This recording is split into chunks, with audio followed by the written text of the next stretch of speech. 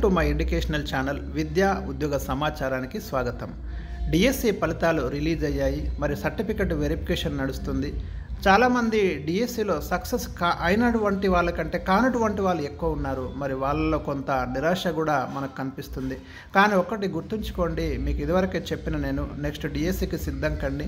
Next డిఎస్సిలో కూడా మీ అందరికీ ఉద్యోగాలు వస్తాయని నేను చెప్పలేను. కానీ ఎవరైతే ఇప్పుడు చేసినటువంటి తప్పుల్ని సవరించుకొని మరి వాళ్ళు వాటిని రెక్టిఫై చేసుకొని ముందడుగు వేస్తారో వాళ్ళు నెక్స్ట్ డిఎస్సిలో సక్సెస్ అవుతారు. ఇక టీచర్ల రిక్రూట్మెంట్ అనేది నిరంతర ప్రక్రియ అని ప్రభుత్వం ఓవైపు చెప్తుంది. కాబట్టి భవిష్యత్తులో మరిన్ని నోటిఫికేషన్స్ అయితే మనం ఎక్స్పెక్ట్ చేయొచ్చు. ఈ 2004 డిఎస్సికి సంబంధించి కొమురంభీం ఆసిఫాబాద్ జిల్లాలో డిఎస్సిలో సెకండ్ ర్యాంకు సాధించినటువంటి గజ్జెల లావణ్య గురించి వాళ్ళ సాక్షి పేపర్లో మనకు ఒక ఆర్టికల్ ప్రచురితమైంది. మరి మీకు ఇన్స్పిరేషన్గా ఉంటుంది, మోటివేషనల్గా ఉంటుందనే ఉద్దేశంతో నా ఛానల్లో నేను పరిచయం చేస్తున్నాను.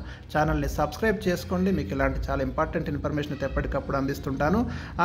రెబ్బెన మండలము ఒక సాధారణ వ్యవసాయ కుటుంబానికి చెందిన గజ్జెల లావణ్య ఇటీవల రాష్ట్ర ప్రభుత్వం విడుదల చేసిన డిఎస్సి ఫలితాల్లో జిల్లా 2వ ర్యాంకు సాధించింది.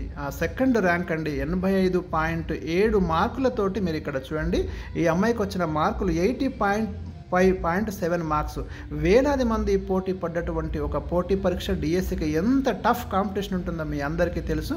అలాంటి పరీక్షను విజయవంతంగా ఎదుర్కొని, ఎందుకంటే ఇక్కడ ప్రతి ఒక్కరూ సీరియస్ అభ్యర్థి ఉంటారు. డిఎస్సికి ప్రిపేర్ అయ్యే వాళ్ళలో 100 మందిలో 90% స్టూడెంట్స్ సీరియస్ క్యాండిడేట్సే ఉంటారు. జాబ్ రావాలనే ఉద్దేశంతో చదువుతారు. అదే డైట్ స్టూడెంట్స్ చాలా చెమటోడుస్తారు, ఎందుకంటే వాళ్ళు దాని మీదనే ఫోకస్ పెట్టుకొని ఉంటారు. కాబట్టి మరి అలాంటి పరిస్థితుల్లో ఇంతటి సక్సెస్ సాధించడం అనేది నిజంగా మనం అభినందించాల్సినటువంటి విషయము. మిగతా వాళ్ళు ఆదర్శంగా తీసుకోవాల్సినటువంటి విషయం. కాబట్టి మీకు ఈ ఆర్టికల్ నేను ఇక్కడ పరిచయం చేస్తున్నాను. మరి ఒక సాధారణ కుటుంబం నుంచి వాళ్ళ తల్లిదండ్రులు గజ్జెల సుధాకర్, భాగ్యలక్ష్మిది వ్యవసాయ కుటుంబం అయినప్పటికీ కూడా ఎంతో కష్టపడి వారి పిల్లలను ఉన్నత స్థితిలో ఉండాలని ఆకాంక్షించారు. అందుకు తగినట్టుగానే పిల్లలకు ఉన్నతమైనటువంటి ఎడ్యుకేషన్ ఇచ్చారు. వారి యొక్క ప్రోత్సాహంతో మరి కూతురు లావణ్య డిఎస్సికి ప్రిపేర్ అయింది. ఇంట్లోనే ఉండి కష్టపడి చదివినని చెప్పడం జరుగుతుంది. అంటే కోచింగ్ అనేది పోకుండానే ఈ విజయం సాధించడము మనం ముఖ్యంగా ఎంతో అభినందించాల్సినటువంటి విషయము. అంటే కోచింగ్తోనే విజయం వస్తుంది అనుకోకండి, కోచింగ్ లేకుండా కూడా ఇంతటి ఘనమైనటువంటి విజయాలు నమోదు చేసిన వాళ్ళు చాలామందిని మనం గమనించవచ్చు. సో కాబట్టి మీరు కష్టపడితే ఇంట్లో ఉండి కూడా మంచి మార్క్స్ అయితే సాధించవచ్చండి. ఎంతోమంది, నేను కూడా అడిగాను, ఎంతమంది కోచింగ్ తీసుకున్నారు టాపర్స్ ఇన్వెస్టిగేట్ చేసినప్పుడు. చాలామంది కోచింగ్ లేకుండా కూడా సక్సెస్ వాళ్ళు ఎంతోమంది ఉన్నారు. కాబట్టి వారిని స్ఫూర్తిగా తీసుకోండి. ఎడ్జిటీలో జిల్లా 2వ ర్యాంకు సాధించి తల్లిదండ్రుల కలను నెరవేర్చింది.